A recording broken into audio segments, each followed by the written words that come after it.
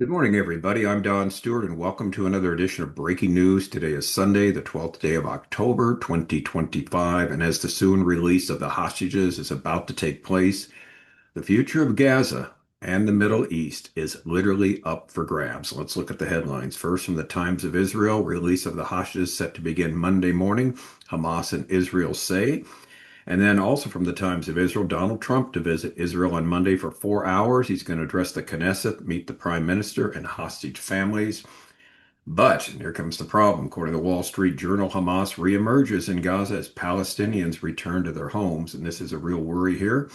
And speaking of a real worry, after the ceasefire, Abbas's Palestinian Authority may regain foothold in Gaza administration. This is from the Jerusalem Post. They are trying hard to get back in authority here.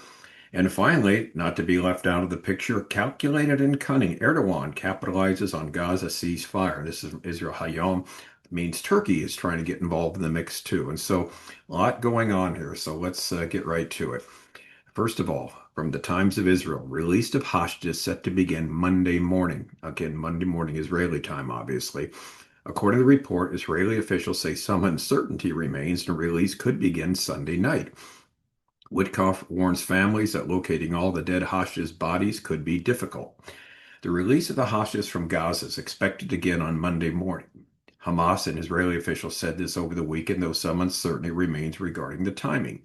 Under the terms of the ceasefire agreement reached on Thursday, the IDF had 24 hours to complete its initial withdrawal in Gaza, and Hamas was given a window of 72 hours after the withdrawal to release the 48 hostages, 20 of whom are thought to be alive. The IDF, the Israeli Defense Force, did indeed complete its withdrawal by noon on Friday, commencing the 72-hour period. Israel will release some 2,000 Palestinian prisoners in exchange for the hostages. In a Friday message seen by the Times of Israel, the Israeli government's point man on the hostages, Gal Hirsch, told relatives of the captives that Israel believed the process of releasing your loved ones, our loved ones, the hostages, will begin on Monday morning. Living hostages will be handed over to us, and it is expected that the remains of fallen hostages will also be transferred to us, he wrote. Bodies of dead hostages will be transferred in a painful and respectful ceremony to the Institute of Forensic Medicine to be identified, he added.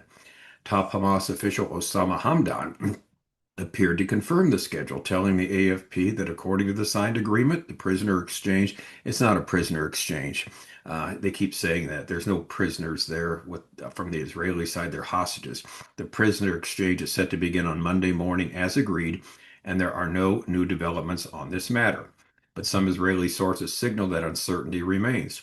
On Saturday, Channel 12 reported that a senior Israeli official said not all the timing details are clear to Israel. The official said the ambiguity is apparently due to the terror group's logistical preparations. The report added that the release could begin as early as Sunday night if conditions permit. Talks are ongoing with the International Committee of the Red Cross, which is set to coordinate the transfer of hostages, the network said. All right, it looks like it's going to be over very soon, the first phase, that is. And we also know that the president is coming to celebrate, which is our second story. Trump to visit Israel on Monday for 4 hours, address the Knesset, meet the prime minister and the hostage families. This is from the Times of Israel. U.S. president is making the trip in wake of the deal between Israel and Hamas for the release of the hostages. Palestinian security prisoners, Gaza ceasefire will coincide, like we said, with the deadline for the hostages release.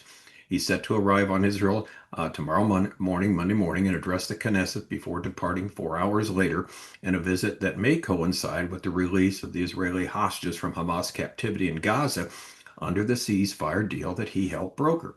He will deliver an address at the Knesset, that's the Israeli parliament, and meet with families of hostages, an Israeli official confirmed to the Times of Israel. There was a phone call between the Israeli and American teams on Friday, in which the Trump team said it would be an in-and-out visit, said the official. He's expected to land about 9:20 a.m. at Ben Gurion Airport tomorrow and depart at 1 p.m. Upon arrival, a brief ceremony will be held at the airport before he proceeds to the Knesset, where he's scheduled to speak at the plenum at 11 a.m. Now, with all this euphoria, and rightly so, sadly, there is the realistic worry as to what will happen next, as we've been talking about. Who will be in charge? And here, indeed, is the worry from the Wall Street Journal. Hamas reemerges in Gaza as Palestinians return to their homes. Palestinians are awaiting a surge of humanitarian aid. Israel prepares for release of the hostages. Hamas police are re-emerging on the streets of Gaza, and tens of thousands of Palestinians are returning to their homes following withdrawal of Israeli troops and the implementation of a ceasefire that is bringing about an end to the 2 years of war. Well, that remains to be seen.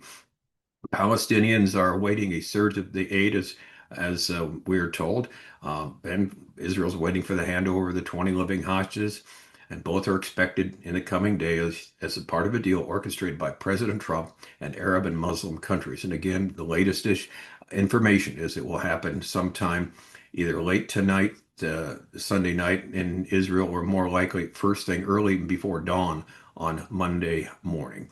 Now, the United Nations said on Friday 180,000 Palestinians have begun returning home from areas that have been displaced. They've been displaced to. Many find very little remains of their houses and everything else because Israel has razed large parts of the Gaza Strip. But here is the worry. Hamas police could be seen on the streets of Gaza, as we mentioned this yesterday. On Saturday, this is some Reuters footage. That followed a statement by Hamas on Friday announcing plans, okay, to deploy internal security forces and reassert its authority. And again, herein lies the worry. I saw them deploying noticeably in the markets, and they are keeping traffic moving, said 22-year-old Hazam Surar of Hamas police in one of the cities at the center of the enclave. The early reemergence of Hamas could pose problems for the deal. Not could, they will pose problems for the second phase of the deal, which requires the group to give up government and military control of Gaza and to demilitarize. And they look like they're doing no such thing. The deal to end the war, as we've said before, is broken into two parts. The first side, which both sides are now implementing, requires Israel withdrawal from parts of Gaza, which they have, the surge in humanitarian aid, which is taking place, and release thousands of Palestinian prisoners. Well, that's going to happen after the exchange of the 20 living hostages and the bodies of around 28 more. The second part of the deal, as the article goes on to say, is expected to be far more complex. It calls for Hamas to disarm and for the formation of an interim government to oversee Gaza, as well as an influx of international troops. Negotiations over the second phase could start as early as Tuesday, once the first phase is completed. On Saturday, the UN and other humanitarian groups were preparing to flood Gaza with food and other necessities. Between 400 and 600 trucks were expected to enter to bolster existing aid deliveries and to help alleviate 2 years of war and hardship. And here's the key line. It remained unclear when they would enter the enclave. All right, unclear seems to be the operative word now. And then next we have this headline. After the ceasefire, Abbas's Palestinian Authority may regain a foothold in Gaza administration. This is from the Jerusalem Post. An Arab diplomat stated there is currently a proposal for the next phase of the Trump Gaza plan involving the establishment of a Palestinian government in Gaza that is not affiliated with Hamas. Official members of the Palestinian Authorities, President Mahmoud Abbas's circle, have stated that they received, now get this, they received guarantees from those involved in the Gaza ceasefire negotiations that the Palestinian Authority will have a significant role in governing the Gaza Strip. This is from Khan News, reported Sunday morning, Israeli time. The officials reported that the PA will play a central role in selecting the technocratic committee that will run Gaza, as well as assisting in the management of the Rafah crossing after it reopens. An Arab diplomat involved in the mediation told Khan News that there is currently a proposal for the next phase of the Trump Gaza plan, which involves the establishment of a Palestinian government in Gaza, which is not affiliated with Hamas and would be supported by the international community. Now, Israel's already nixed the idea that the PA would have any authority in the new leadership. But who does this leave to govern? And that's the big question. Specifically in the Trump's 20 points, you recall the Palestinian Authority is not allowed to have any say-so here. Well, if Hamas can't do it and the PA can't do it, who in the world's going to? Therein lies the big question. And finally, leave it to Erdogan and Turkey to try and get involved in this. Calculated and cunning, Erdogan capitalizes on Gaza ceasefire. It's from the website Israel HaYom. Erdogan has already announced that the Turkish army will be part of the international force that will deploy in Gaza after the IDF withdrawal, and Turkey will play a role in rehabilitating the Strip. Many experts are already trying to assess who the winners are and who the losers are from the deal signed on Thursday in Sharm el-Sheikh in Egypt. For some players, it's too early to determine how the new reality will impact them. But for others, the direction is already clear. In Turkey's case, there is no doubt one of the great winners of the process, ending the Gaza war, and along with it is President Erdogan. Turkey's involvement was critical, as we've been mentioning, in recent efforts to formulate an agreement based on the United States President Donald Trump's 20-point plan. The simultaneous mobilization of Turkey and Qatar, a great success by Trump, applied unprecedented pressure on Hamas and left it no choice but to agree to the outline. Here comes the however. However, there should be no confusion. Turkey did not act out of concern for the fate of the hostages, not at all. In official statements from Ankara, those held by Hamas were barely mentioned, and Erdogan did not change his fundamental position toward the conflict. The Turkish president basically remained a Hamas supporter. And let's get that straight. It's true. Turkey's aid to advance Trump's outline will not come without a price. Erdogan has already announced that the Turkish army will be part of the international force that's going to deploy in Gaza after the IDF withdrawal, and Turkey will play a role in rehabilitating the Strip. Thus, he achieved what he's yearned for since the war's beginning, a foothold and direct influence in Gaza, alongside potential for economic benefits. Now, we've mentioned this over the years. Erdogan sees himself as the new Muslim leader, like a sultan, someone who's in charge of the whole Muslim contingent, as it would be. Turkey, remember, had 400 years of rule in the Ottoman Empire, where they had millions of kilometers under their control in the 19th century. Just huge swaths of land were under the 400-year period when the Ottoman ruled, and Erdogan wants to bring him back to the glory days. Also, he expects compensation from the U.S. for his part in convincing Hamas, such as his position regarding Syria's future, especially with the Kurdish issue. That's a whole other story we've talked about in the past. And the more important one to them, the sale of advanced fighter jets and much more. And the article says it's hard to be not to be impressed by the dramatic change Turkey experienced and its regional status 5 years ago. As a result of an overly assertive foreign policy by Erdogan, it was completely isolated. Now, we mentioned this. We've been talking about this for years. Turkey was isolated, but Turkey has to come back in the fold, and eventually it will be with Russia and Iran as part of the final invasion, according to Ezekiel 38:39. So anyway, the article goes on to say about the change was taking place. An excellent article, by the way. It goes into detail from Israel HaYom here, and how now Turkey is stepping up to the plate. Now herein lies the problem. Turkey is a big winner, but from Israel's perspective, this strengthening of Turkey poses a challenge.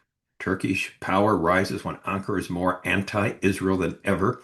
Turkey, which initiated an accelerated armament process, will be found in Gaza, in Syria, and other regional places, and the reward it will receive from the U.S.